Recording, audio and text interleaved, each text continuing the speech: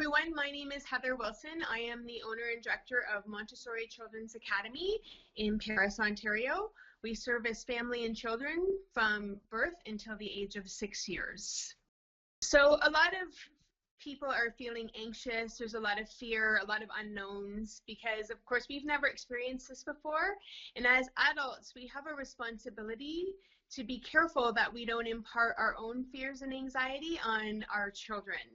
I think it's important to answer their questions with honesty and be upfront, but being mindful that when you're speaking to small children, you need to be simple in your responses and not be imparting all of those fears that you may harbor and carry yourself.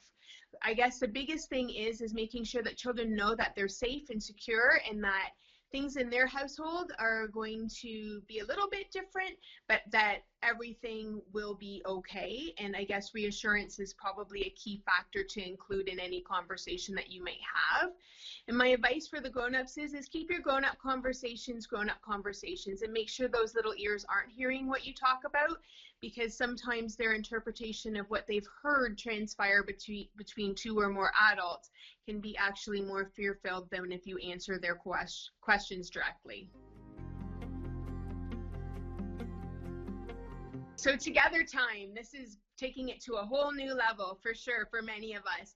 I think my best advice for our families and people in the community is, you know what, embrace this time together as a family, because we can certainly use it to improve our relationships. And with young children, I think it's important that we bring them into our family routines, household habits.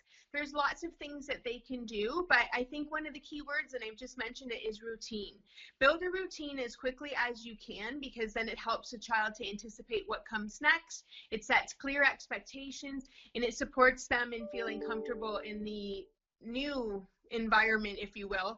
I mean, their households aren't new, but it's a new situation. So things like getting up, expecting, you know, small children even, they love being a part of preparing food, having the expectation that they're going to make their beds. And it's okay, moms, if it's not perfect and there's a few lumps and bumps.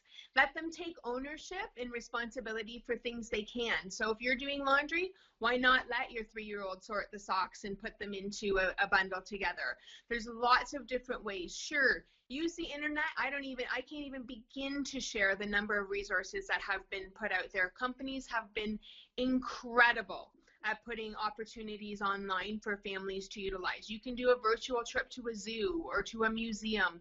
There's also one company on Amazon that is offering all their ebooks for free because we can't access our libraries.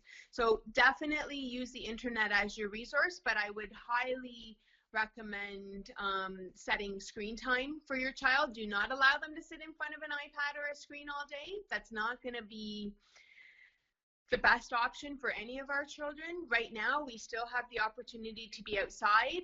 The weather is, although it's not perfect, it's still offering us conditions where we can be going for a hike or taking out a scooter or a bike.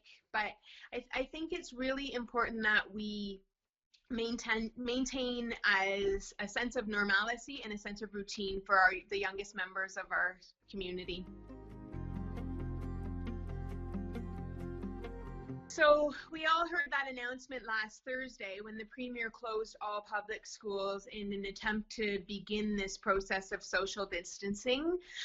I am not going to even begin to attempt to criticize any of the decisions that have come from our governments, because they're in uncharted waters just the same as we are, and they're trying to make the decision in the best interest of the masses. I think the biggest danger for me is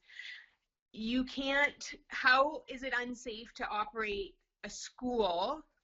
And many of our child cares, you're dealing with exactly the same situation. You've got a population of 100+ children, and while many people are saying, oh, you know, children aren't the greatest vulnerability in this illness, perhaps they aren't, but that doesn't mean that staff aren't coming into contact with parents, and parents aren't coming into contact with other members of the community.